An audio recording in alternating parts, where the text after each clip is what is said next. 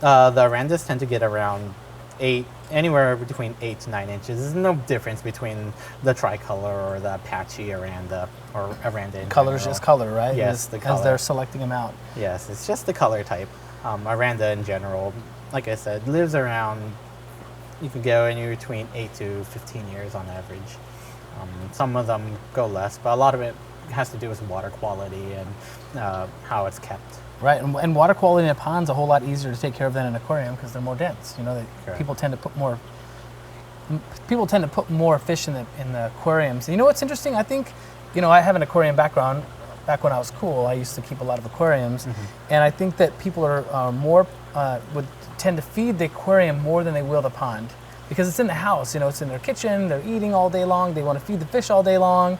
And people come home at different times, so people are feeding more, right? Yes. So definitely water quality indoors is going to be way harder to manage than water quality in a pond. Yes. Assuming that they have good filtration, of course. Correct, that's correct. Overfeeding is the number one reason why most goldfish get sick. A lot of it has to do with ammonia spikes, and by overfeeding too much food, it develops a lot of ammonia and requires more water change. But opposed to putting them into the pond, I mean, there's different feeding regimens you would feed for the pond. Typically under 40 degrees, you would not feed, very similar to a koi fish as well. You wouldn't feed during very cold seasons, and then hotter seasons, you might not feed as much food. When it's around 80 degrees or higher, you would just cut down food a little bit.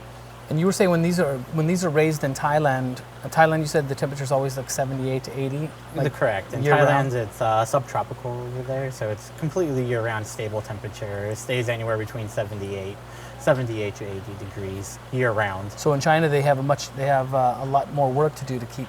They bring the koi in. I mean, they bring the goldfish indoors when they're over the winter. Yes. Yeah. No, goldfish, they're kept outdoors during the winter Even time. in China? Even in China. The China goldfish, they tend to go through the 4 seasons. You have a spring, summer, winter, That's and great fall. to know. Opposed to Thailand, you would just have one stable condition. You would be completely hot no matter what day you go in. Do you think the fish have a different development because of that? Not just in growth rate, but psychologically, like maybe for breeding or whatever, because they go through the 4 seasons? Yes. And are they breeding easier in China because of that? I believe that they breed either way, no matter where it's grown at. They don't care, right? Yes. But in my opinion, goldfish that are grown in Thailand tend to have a very strong black color, because to get the black color of the goldfish, they need to be grown in warmer temperatures. So if they're grown in warm temps, you would achieve a more darker pattern, while opposed to colder temperatures, you might get the more reds develop. I mean, genetic-wise, it might have something to do with it as well to get the red colors, but typically you would see more red tones coming from China, opposed to black Orandas, which would be more dominant in Thailand. That's great information. Love it. I would love to get some. Are the ranchus from Thailand or China? Yes, I have ranchus from China and I have ranchus from Thailand as well. I definitely want to bring in the big ranchus. Those guys look really big. I want to show them off for sure. Let's go to there next.